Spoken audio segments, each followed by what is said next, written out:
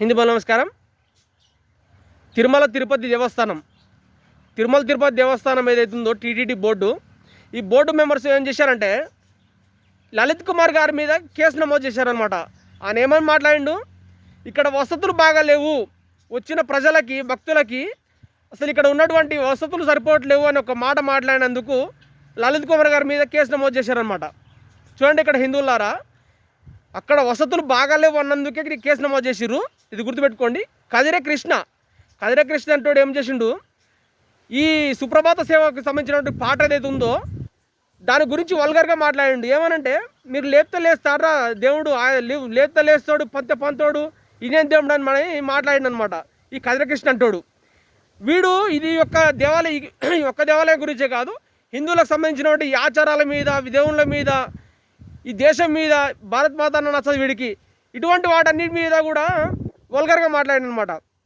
అయితే TTD board వాళ్ళకి వీడన్న మాటలు పట్టవు అనమాట. అయితే లలిత్ కుమార్ గారు అన్న ఒక మాట, అక్కడ వసతులు బాగోలేవు, ఇక్కడ వచ్చే ఆదాయానికి చేస్తున్నటువంటి వసతులకి అసలు పొంతనే లేదని ఒక ప్రశ్నించినందుకు వారి మీద కేసు పెట్టిరు. వీళ్ళాంటి వాళ్ళు ఈ దేవుడి గురించి, ఈ సుప్రభాత సేవ గురించి కూడా మాట్లాడితే, ఈ నీచంగా మాట్లాడితే వాళ్ళ మీద అసలు ఎటువంటి యాక్షన్ కూడా ఇంతవరకు తీసుకోలేదు ఈ టీటీడీ బోర్డు.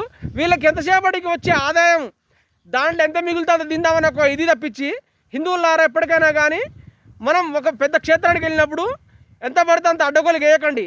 ఎందుకు అనంటే అవి ఒక్కటి కూడా మన హిందువులకు ఒక్క రూపాయి కూడా చేరవు.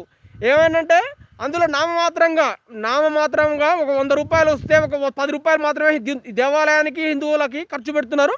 కాబట్టి హిందువులారా, మీరు ఎక్కడికి వెళ్ళినా కానీ పాత క్షేత్రాలు, పడాబడిన క్షేత్రాలు ఏదైతే ఉందో, ధూపదీప నైవేద్యాలకు నోచుకున్నటువంటి క్షేత్రాలు ఏదైతే ఉందో అక్కడికి వెళ్ళి అక్కడ నూనె కానీ ఇక్కడ అటువంటి వసతులు ఏవైతే లేవో వాటికి సంబంధించినటువంటి ఖర్చులకి మీకు తోచినంత సహాయం చేయండి.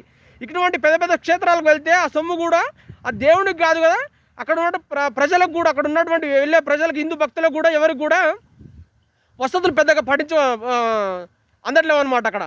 కాబట్టి హిందూ సమాజం ఎప్పటికైనా మేలుకునేసి ఇటువంటి కదిర కృష్ణ లాంటి వాళ్ళు ఎప్పుడైనా కానీ ఏడైనా కానీ కనపడితే ఉతికి ఆరేయండి.